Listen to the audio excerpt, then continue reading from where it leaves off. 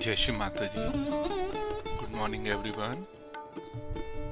Let's bow down to Shri Mataji, raise our Mother Kundalini and put Bandhan.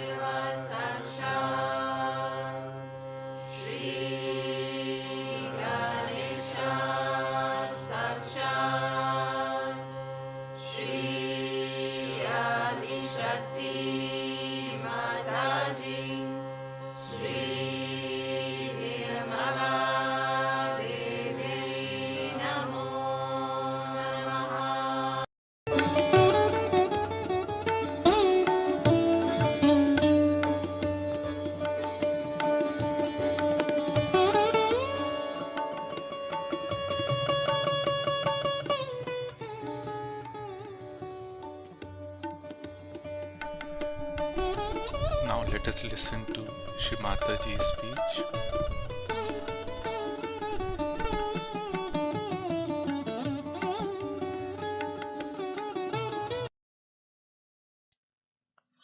Today we have assembled here to do puja to Buddha. As you know, Buddha was a son of a king, and one day he was shocked to see a very poor man, thin man walking on the street, very unhappy person.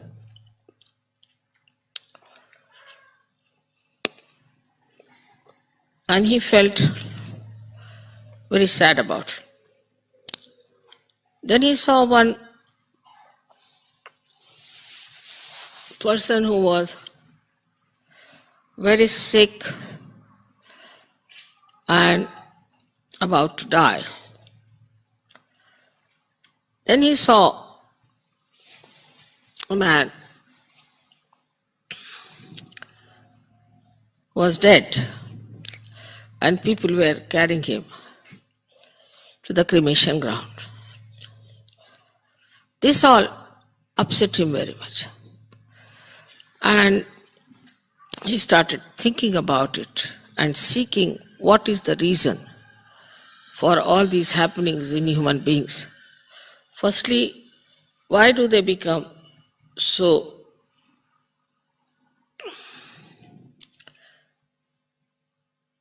miserable or sick, or why do they die so miserably?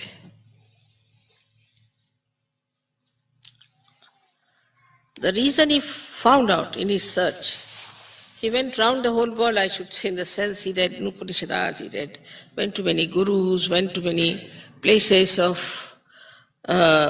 spiritual education, Banaras, everywhere he went. And ultimately, he was sitting under a banyan tree when suddenly his Kundalini was awakened by his Adishakti and he got his realization. Then he realized that the reason for all this is the desire.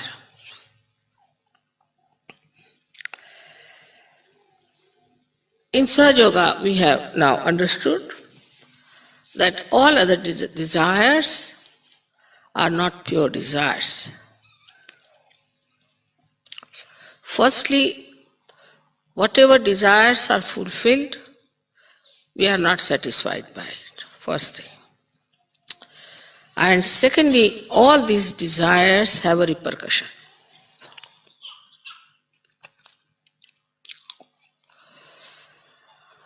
So what is the pure desire? That you all know is the Kundalini. Kundalini is the power of pure desire which fulfills your pure desire to be the spirit, to be Buddha, to be enlightened. Buddha means a person who is enlightened. So Gautama became Buddha, as you people now have become Sahajogis. But because he went through all these various penances, whatever he learned became part and parcel of him. But in Sahaja Yoga, it is all Sahaj. So we always conclude everything that this is after all Sahaj. And when we try to work out anything, we always say, oh, it will work out spontaneously, it's all right, Mother will do for us. This is a common feeling with Sahaja. So whether to put you all through that long process or to give you realization was a question before me. Because in these days of confusion, there cannot be much time to put you through all which Buddha had gone, and he was one individual. I had to put all of you. That would have been very difficult. I don't know how many would have sustained it. Most of them would have dropped out halfway, or maybe quarter of the way. So, it was done in a sahaj manner. You did not have to sit in a banyan tree. Ultimately, you got your realization. Your Kundalini was awakened, and you got your enlightenment. But that enlightenment which settled in Buddha is not settled in us because our chakras were not cleansed as he had cleansed his chakras. We had the same body, the same mind, and the same attitude when we got realization. As we were looking at the house of God, still we are looking at the house of God, but you have entered inside the house and you have to look out from the windows. This you forget. And though we are sitting now on a hilltop, out of all the congestion and all the traffic, still you see a car, you get frightened. You don't know you are sitting on top of a hill where your mother has put you nicely. And that is how you try to behave. When I get reports about Sajogis, I'm quite amazed that they do not know that they are realized souls now. That's why Buddha talked of desirelessness. It's not possible before realization. Even after realization, I find it's difficult. Some sort of a subtle desire exists, and where you have to work it out, you do not work it out saying that our ego will be catching. So wherever it suits us, we work that way. Wherever it suits, we work this way.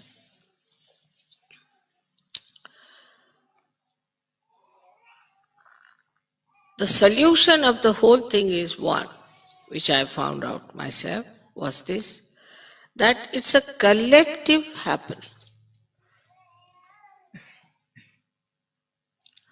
A person who is an individual can never get over his ego. Individualistic person cannot get over his ego. The one who lives individually, wants to enjoy everything individually, can never get over his ego because you have not gone through all that penances. Or else, if you are an individual, then you better go through all these penances and then come back. So the solution is to wash all our chakras, cleanse our life in the collective. And this is what was the solution of the problem of ego. Formerly, everything worked out individually. Like that, to go to Himalayas, take some guru, then the guru will throw him out, then he'll go to another guru, then work there, then he'll throw it out. Then next life he'll be born again he'll be thrown out. Ultimately, if one guru accepts, all right, well, he's beaten up, he's tortured, he's cheated everywhere, hanged upside down. And then, ultimately, if any guru gets nearer to any one individual, he would give him realization. This was the situation. But in Sahaja Yoga, the door is open, anybody can come in. Anybody. Get your realization. Because I have faith in collectivity. This collective life will definitely give you what Buddha got through his individual efforts. But there also we fail, that we do not know how to be collective. Individualism is all the time around us. In every way we think of individuals. Wherever collectivity has worked, Sahaja Yoga has prospered. And wherever it has not worked, there has been a problem. So it is very important that we should look at ourselves and see for ourselves and see how much collective we are. Do you enjoy collectivity or not? Are you aiming at collectivity or not? As soon as I thought of this Kabela place you have seen, and I thought that I'll make a little ashram there near the river for you. Immediately people said, Mother, is it all right if we buy our own houses here? Immediately. Then what is the purpose?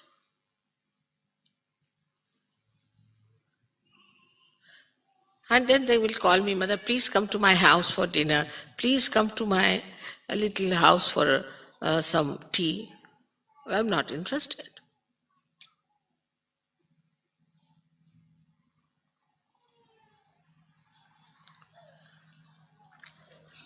So in Sahaja Yoga, unless and until you really become collective in every sense, you cannot ascend and you cannot wash yourself, you cannot cleanse yourself.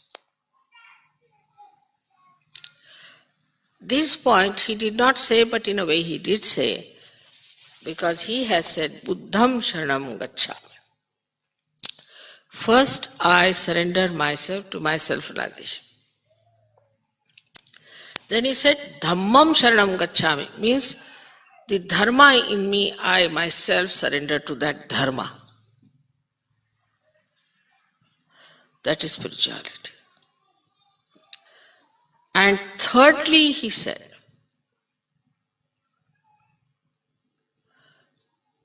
Sangam Sharanam Gacchami. Sangha means collectivity.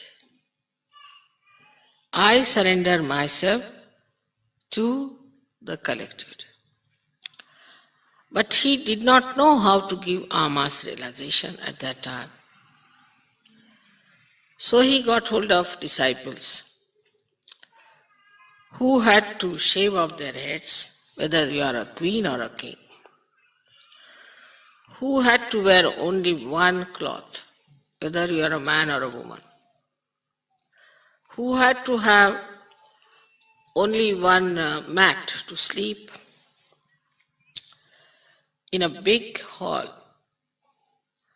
no husband and wife, no marriage, nothing. And they had to beg their food in the village and feed the Guru, and also they themselves had to eat that food whether it was sufficient or not.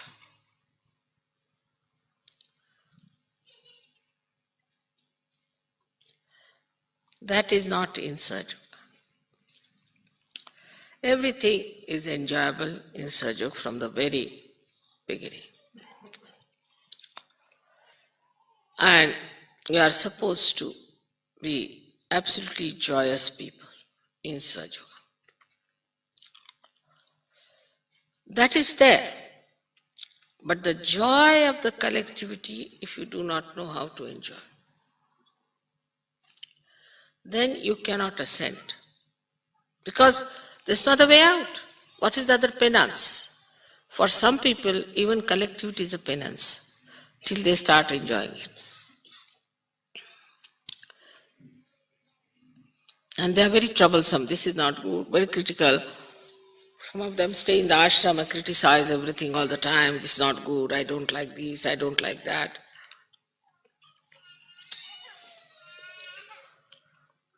So here, in complete awareness, I mean, you cannot be mesmerized. If you are mesmerized, then you can live whatever way you like. But in complete awareness and full understanding, we have to become collective. This is one of the solutions for our cleansing. We can say like this, supposing my hands are dirty. So I go to one tap and I find there's one drop coming. So can't wash. So I go to another place, there's no water. Third place, I find there's nothing available. Ultimately, I reach the place where I find some water. Then I wash myself completely because I know I can't find it anywhere else. But in Sahaja Yoga, you are immersed in the water of collectivity. If you enjoy this collectivity and can swim in that, then there is no problem.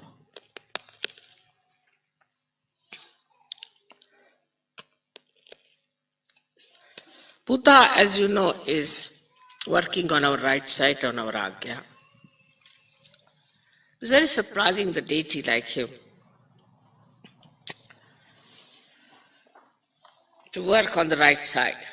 First he said, for the right side you should be detached, desireless.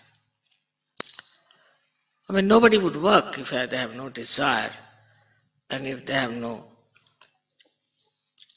way of earning something out of it. I mean, in the normal sense. But desirelessly you have to work. Then only the right side can be conquered.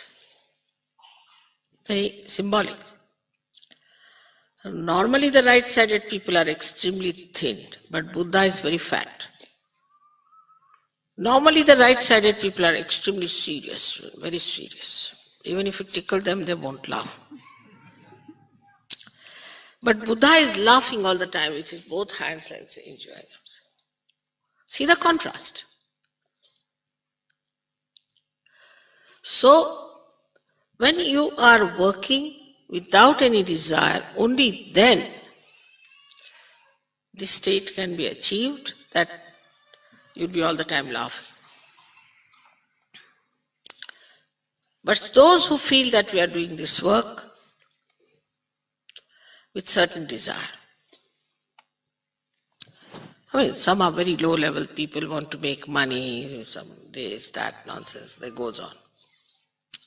But it becomes even subtler and subtler and subtler. As you become subtler, the desires start becoming subtler and subtler and subtler.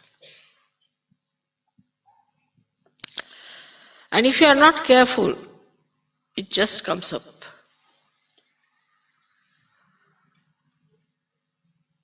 So he is the one who is on the right side placed going to the left side. He is the one who has said that you have to be desireless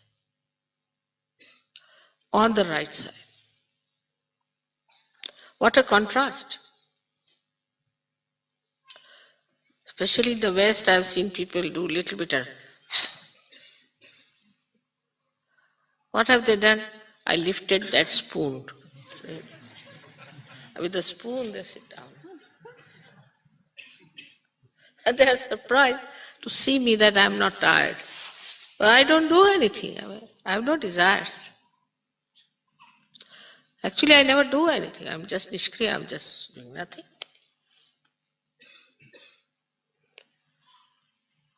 So when you become that instrument, surrendered instrument, when you know you are not doing anything whatsoever, then on the right side, you achieve mastery. How you achieve mastery? you don't do anything. All right? You go to any shop and you get a jackpot without doing anything. You do not desire anything.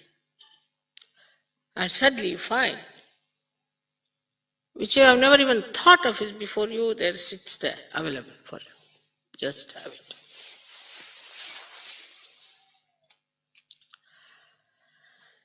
So, with a desire to achieve something when you work out, it also has a reaction. Every action has a reaction. But action without desire cannot have reaction because there's no desire already. Supposing I get lost somewhere on the way. So I never feel upset about it because maybe I have to be there.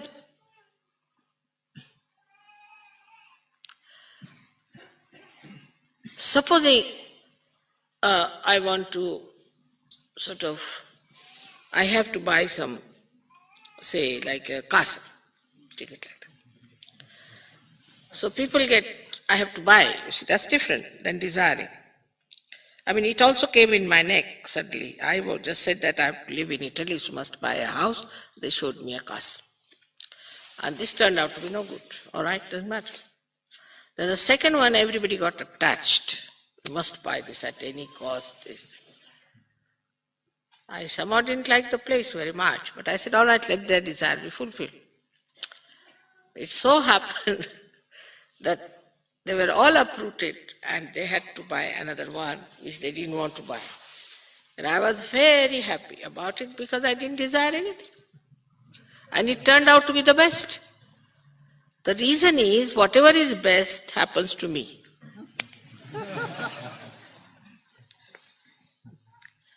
So whatever happens to me, I know is the best. Is all for my good. Is for the good of Sahaja Yoga. Now anybody criticizes Sahaja Yoga is very, very good, excellent. Like in India, first of all, there was a magazine where Rajneesh used someone to speak against me. But that lady had stolen some of my photographs and had given the photographs as well. And everybody in my family was so angry, my brothers, my husband, they wanted to sue the paper. I said, I don't like this idea of suing the paper or anything.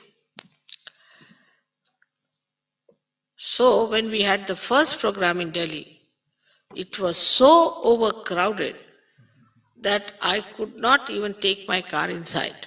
So the outside also was filled. And they had to put loudspeakers outside the hall. And I asked the people, how is it they are here? They said, we saw your photographs in the Illustrated Weekly and we are so much impressed. They never read anything. Not a word. And they were all there. One of them is Harsh, and so many of them have come from there. Just seeing the photograph. So if she had stolen the photograph, it was for our good. And normally we would have paid a lot of money to publish something. Without paying any money, it was there. And then these people, you see, my family people, they saw that this magazine was closed for 6 months and they had to go into a terrible loss. I didn't desire that either.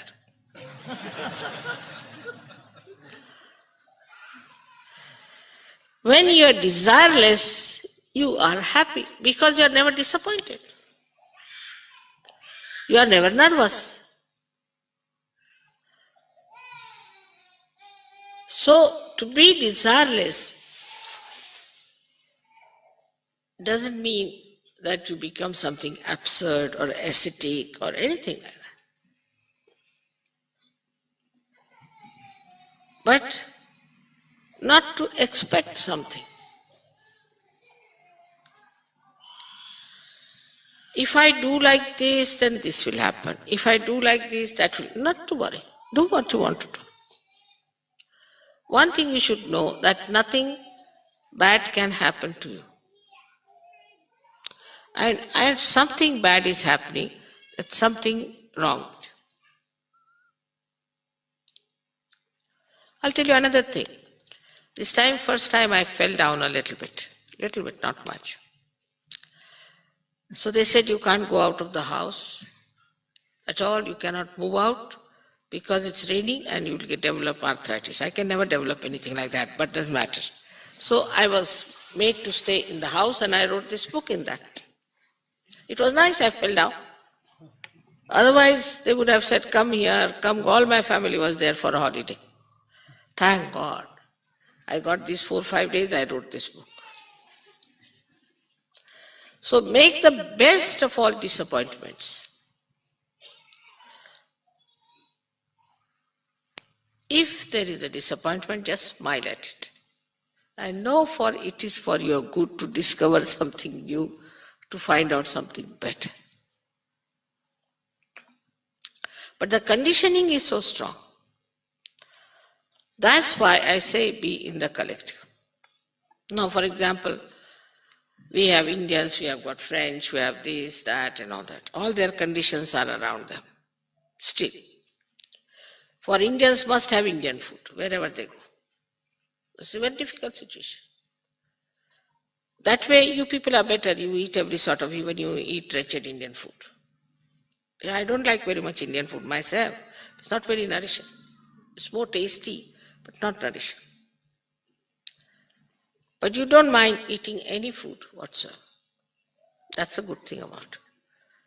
But your desires are another, little different, which you know very well, I need not tell you.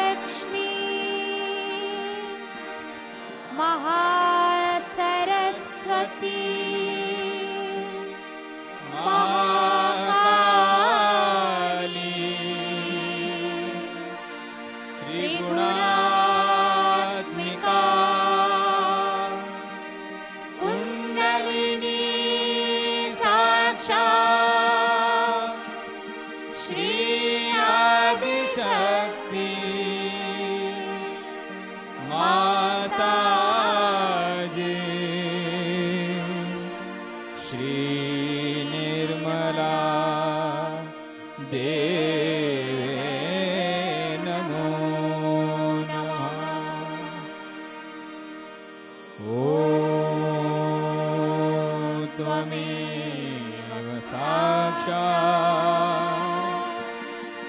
श्रीकल्की साक्षात् श्री आदिशक्ति माता जी श्री निर्मला देवे नमो नमः। ॐ त्वमेव साक्षात् श्रीकल्की साक्षात् श्री सहस्रार स्वामिनी मोक्ष प्रदायिनी माता जी श्री निर्मला देवे नमो नमः। श्री निर्मला देवे नमो नमः। श्री निर्मला देवे नमो नमः।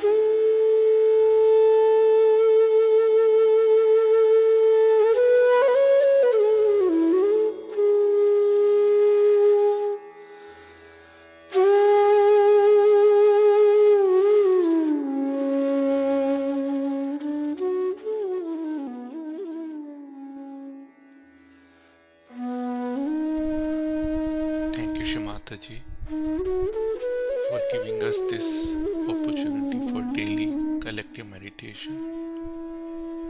Thank you very much. Jai Shamataji. Let's bow down to Shamataji, raise our Mother Kundalini and put Bandhan.